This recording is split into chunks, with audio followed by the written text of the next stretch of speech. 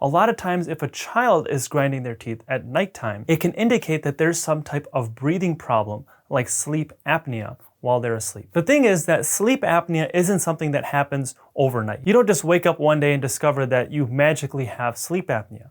There's a lot of things that kind of build up that lead to someone getting sleep apnea. So if you treat it properly in a child, you may prevent it from turning into a bigger issue later on in life. So two of the biggest signs that a child has a breathing issue when they're sleeping is when they're grinding their teeth and they're also snoring. So if you hear your child snoring and you hear them grinding their teeth at night, then you want to get them checked out right away.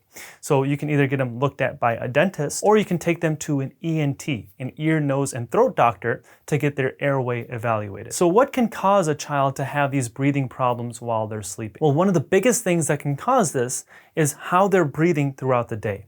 And specifically, if they are a mouth breather throughout the day. So right now, studies are showing that mouth breathing is reported in at least 10 to 25% of kids while they're sleeping. And of those children, 80% of them will breathe through their mouth during the daytime. What studies are also showing is that mouth breathing in children is one of the first steps to them developing sleep apnea later in life or some other type of sleep disordered breathing. Basically, the reason for this is children who grow up breathing through their mouth, they tend to develop longer, skinnier, narrower faces with more crowded teeth. And as a result, they have this very narrow constricted airway or very narrow constricted breathing tubes where they can get air into their lungs. So sleep apnea doesn't just affect people who are obese or overweight. It can also affect people that have poor jaw development. And a lot of our jaw development depends on how we're breathing. So I talked a lot about this in more detail in some of my other videos. So if you want more information than what I'm giving you today, make sure you check out some of the links I put in the description below. But basically, the reason is when someone is breathing through their mouth, they do not have good oral posture. Having good oral posture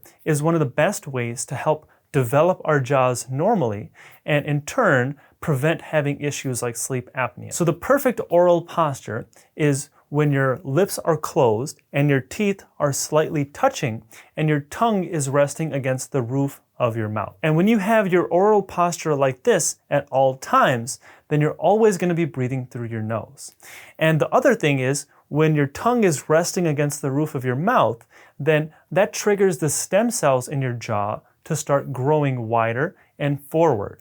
And in turn, that helps develop your jaw properly. But instead, when someone is constantly breathing through their mouth, then their jaw is always going to be hanging open and they're not going to have any stimulus against the roof of their mouth to encourage their jaw to expand and grow.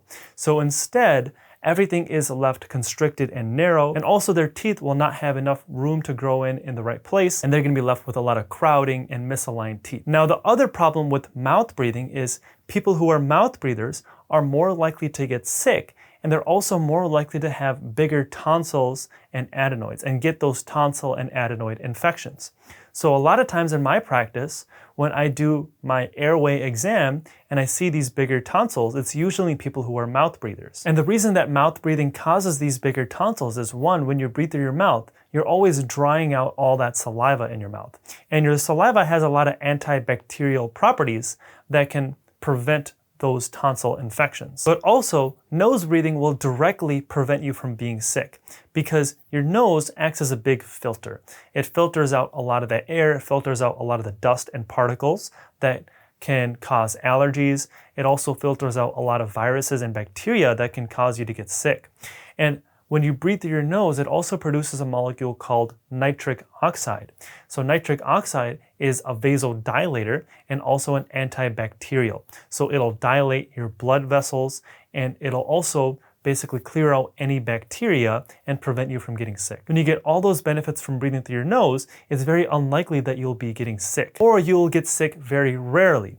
As opposed to when you're always breathing through your mouth, there's absolutely no filter. So you're basically inhaling all those dust and viruses and bacteria. And you can imagine a kid going to school where they all spread each other's germs around, they're going to be way more likely to get sick, and in turn cause more of those tonsil and adenoid infections. And the last reason that mouth breathing causes these tonsil and adenoid infections is because when you breathe through your nose, you're more likely to engage your diaphragm when you're breathing. Your diaphragm is basically this muscle that rests right underneath your lungs. And when you engage your diaphragm when you're breathing, you're also driving the lymph throughout your body. Your lymph is basically your body's drainage system, and we need it to make sure that our circulatory system is all working correctly. And one of the best muscles that drives our lymph is our diaphragm. Now, our tonsils and our adenoids are big parts of our lymphatic system. So when they're not getting drained, then they're going to be more likely to swell up. So if instead of breathing through their nose, if someone is breathing through their mouth, they're going to be very unlikely to engage their diaphragm when they're breathing. And instead, they're going to take these shorter, shallower breaths with their upper chest.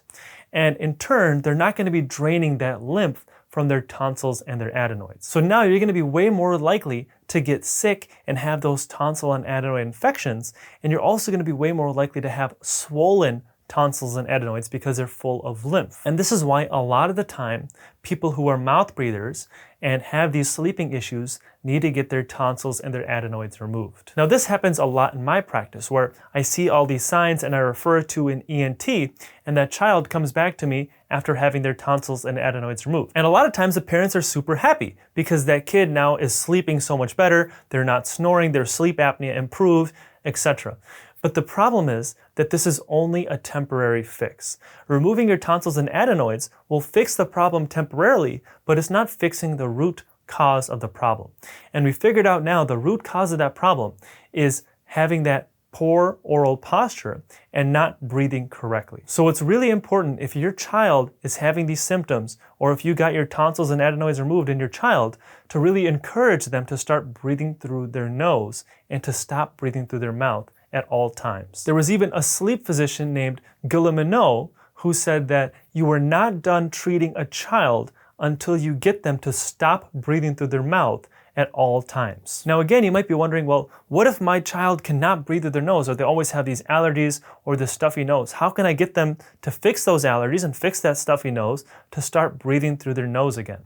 Well, I go into more detail on how to do that properly in a link in my description below, and I also talked about that earlier in this video. So if you didn't watch the full video, that link is also in the description below, so make sure you check that out. The notion that naps are bad for you is a really common misconception. And also, studies actually show that napping may actually be good for your heart. So naps used to be really popular in areas like South America and Mediterranean Europe. But now, as the world is modernizing more and more, that napping culture has gone down a lot. So one study